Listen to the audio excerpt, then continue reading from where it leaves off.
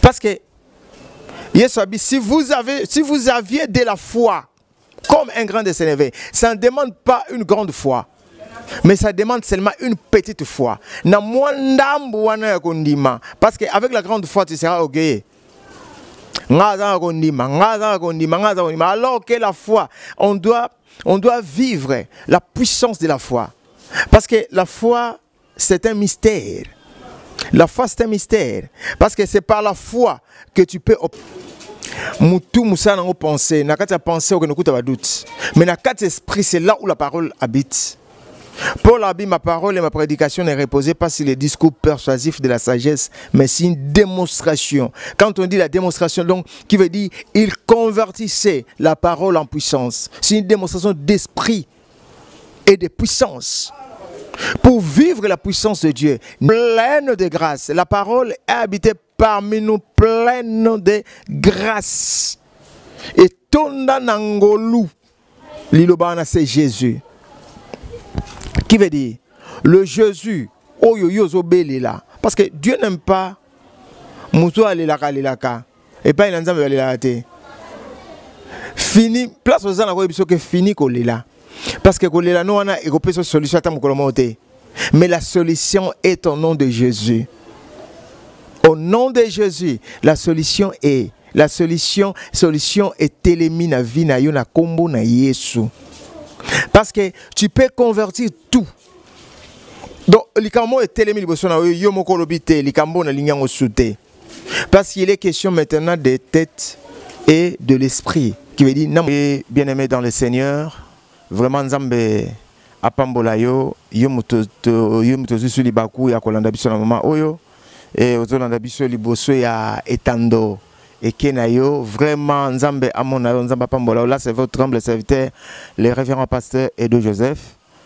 Il y a église ministère de la même puissance éternelle toza toujours na Kinshasa na Makala na avenue Kananga numéro 6 toujours na rond-point Ngaba, donc tout près à Triangle Campus, tout ça qui a permis de prendre Nzambe apambola le susu naebike tant union so tous ala na yo ensemble aux Olanda biso vraiment Nzamba mona là je bénis encore papa na biso André Ngambu vraiment Nzamba pambola yo nazane sengo mingi ya koleka tant on a moni ba livre au Tindelinga vraiment prière de combat spirituel.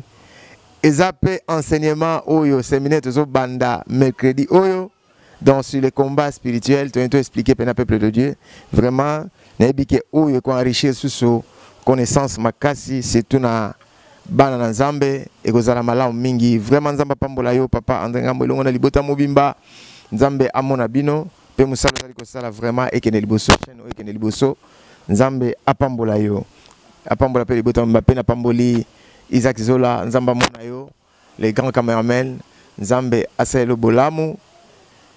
Là, sans plus tarder, tous en attendent de partager ma famille dans la captivité. Ma famille dans la captivité.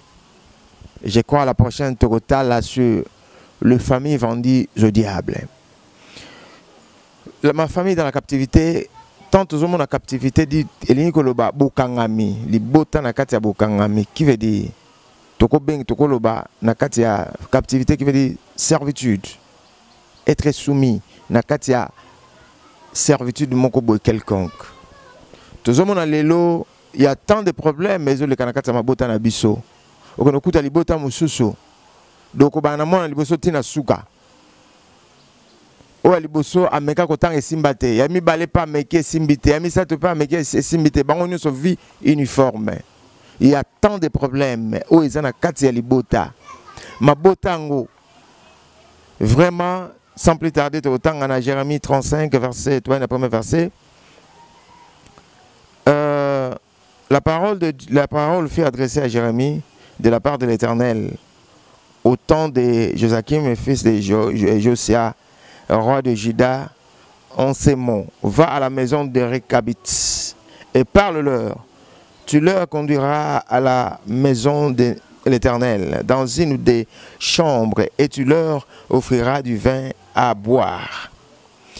j'ai pris Jazania, fils de Jérémie, fils de Abazinia, ses frères, tous ses fils, et toute la maison des Récabites. Et je les conduisis à la maison de l'Éternel, dans la chambre des fils de Hanan, fils de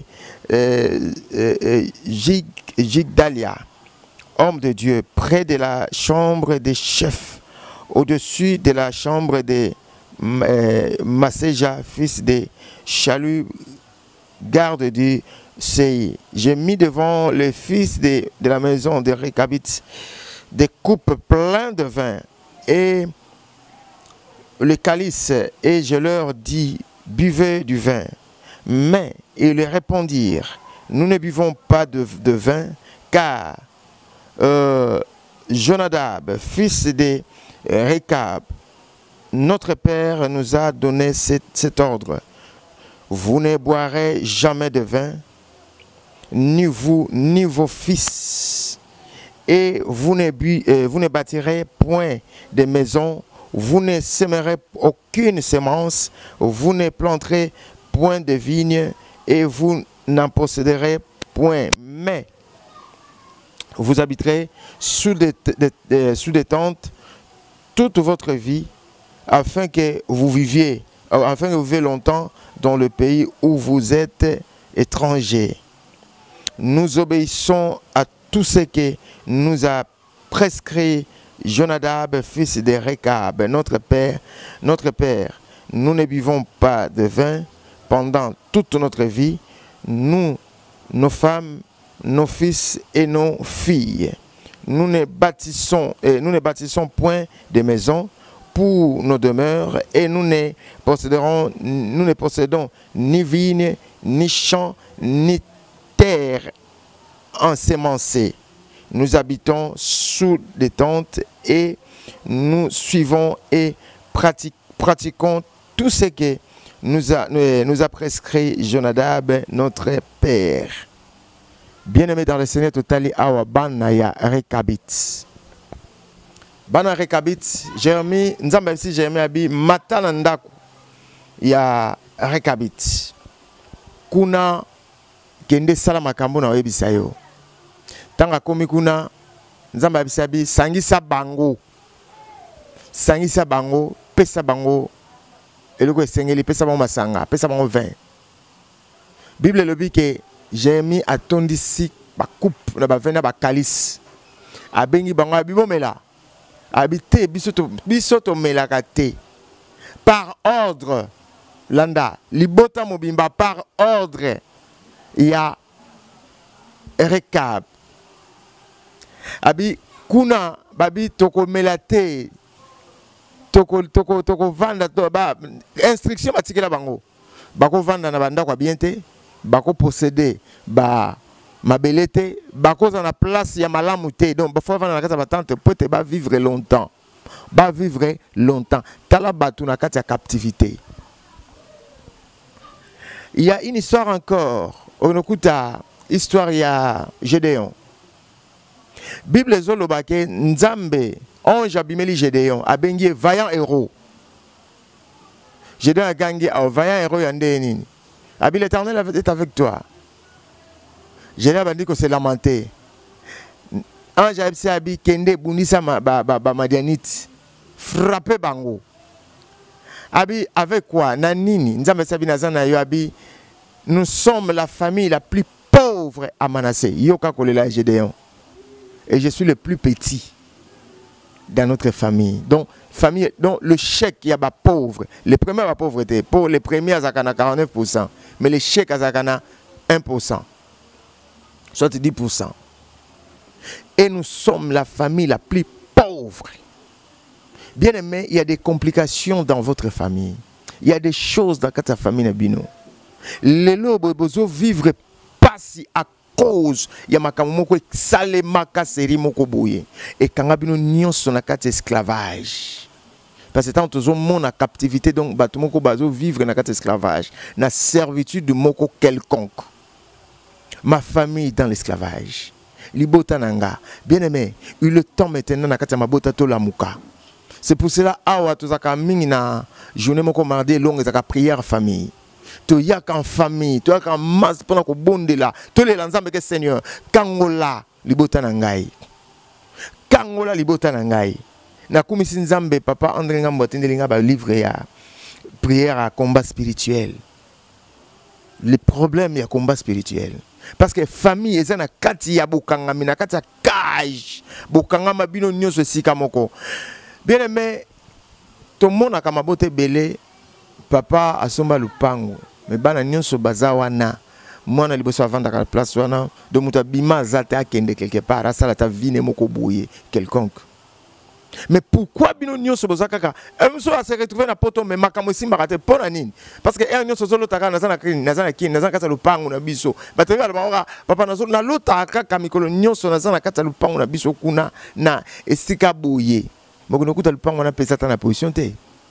Bino nyonso parce que bozana kati ya captivité. Babé en captivité collective. Ba pesa bino vie uniforme. Bo souffrir, bo nyokwama. Parce que tu sais le diable a kolinga jamais au vivre épanouissement la vie. Au vivre que ne liboso. Erreur ba to ba sala liboso. Ba yokani, ba sali ba alliance moko maléfique. Et ba alliance wana lelo qui souffre. Eza batu yo lelo bazo vivre lelo nde o basana bango likambute ozo vivre na kati ya makambo moko o salate bino nyonso boza sous contrôle. Il y a un homme fort ou boza na kati ya alliance moko bo quelconque o bo vanda lelo vous souffrez, il y a la souffrance. J'ai dit nous sommes la famille la plus pauvre à Manassé, mais quelque part après qu'on connaît Nzambe. Parce qu'il faut autant qu'on a juge 6. Et Bible Zolobake, Tangu Kaka, Ange Akei, j'ai dû habiter na Tumbelanza Mbeka. A Tumimbeka, Nzamba Bimeliabi, quoi que Tumimbeka, mais tu n'es pas libre. Et ta famille aussi n'est pas libérée. Mais la première chose, commence à détruire. Bandako détruire. Église, temple, hôtel, Yabal, où est-ce que papa na yo? Oyo na kata ndako na bino bandana no ko détruire yango yango ne mutekangi bino na kata captivité et mutoyo Jonadab yé atiki message abi bana oyo mwana rekaba atiki message na bana na yé abi neboza wana bokotika bomela kata 20. Quelle captivité, quel bowumbu. Ba pesi bino vi moko boy et batu nyonso pe tel ke batu bato saka mingi makambu ya batu et pas na biso ba loba boye biso pa na biso to vivaka boye et pas na biso principe na biso o bozo vivre nango yango ne mutekangi bino yango zo mona lelo et créer ba problème ba dépression ba problème, il y a des problèmes multipliés dans la vie. Au comprend des places aux alaka, tu as des dettes inexplicables. Ba maladie moko yaka de bobela na kati ya famille. Bien aimé, nga ko peso histoire nanga ya famille nanga na botamina na lobaka na botamina famille banganga. Koko aboti papa nanga nganga, koko mobali na mwasi ne banganga. Koko aboti mama nanga o mobali nganga. Koko mwasi aboti mama famille na bango ba yela ye sac ya bakisi ya fétiche. Bon, calculer si koyo famille ango bokozala nini. Famille ango bokozala nini. Koko nanga bandai ko salisa eba ya bana ko tsata na deuxième monde. Premièrement akufa ta limwa. Peut-être ko histoire batimo ba limwa mais na biso ke akufa ta limwa kaka boye. Alima bato tala ka bo pa tango akoli na ya monika ici masuta limone. Akenda ti lelo azonga te parce que ya bano sa ande nini akozwa yo okufi au vandi premier jour deuxième sur 4 jours bano misa solo à la pro la muki tango yo akeno bato bakufa kufi ti akolamuka ngala yiso keza makambo solo parce que bakoko na ngande bato no sala makambo wana calculer siko place na bimeli et puis quel problème tu as dans la famille. moko musu nzamba zo bisa to bondela na ndeko nanga moko boye Michel, pasteur Michel. To bondela nzamba zo bisa ngake no. Nde zabo na famille bino mutu ava bonga au moins fa ke no simba kisi. Maintenant ka histoire ke ba papa na nga ba koko na bazaka na bambongo ebele. O bambongo na bango ezaka pe malamu te. Lelo emema biso na ba souffrance, emema ki biso na ba souffrance moko jamais vu jusqu'à ce que na komi ko luka nzambe makasi nzambe siko ko révéler nga ke non il faut o luka délivrance na bandi ba système ba prière combat spirituel nde e bandi ko fongola bande ko nanga e fongoli ba vie na biso et na comment conserver nzambe librement ba maladie moko to bela na famille ba to so akufa na famille donc ba moment tragique. Et c'est une grâce qui est na sambela makasi pour na ko benga na bato kufaka ba maladie moko donc soko poussa nika ko bandi ko sa netike moi ko luka luka ke bandi ko se retrouver na position moko boye moko kufa so to kufa na accident ba maladie moko tragique ou tragique il y a pas donc kufa moko donc mort moko tragique na ko loba mort moko tragique o kufi o kei o la ki pété o tigata testamenté c'est ce que vous souffrez bien aimé yom totalanga yom totalanga yango ne bozo souffrir ndeko mususu abi pasteur ngafuna kufa na ngai o kufela nini abi mobali na otoza na ye abi to komi kaka na point peut-être ako bima to somi déjà biloko pour to sala mariage aya talinga bi ndenge zawa en tout cas ba ebisinga ke basa mi kuse bazaka matata mingi alo na lina nga suite atuna bi papa na tuni mutu que non, tu sali 5 ans, tu vas vivre na yo mukuse na ngo mona ngote ba peso conseil wana te lelo ka bien en tout cas jamais. Na ba na suite moi ça mukuse yete. A bien en tout cas fona kufa. Ko tune est-ce que tant ozo kufa boye.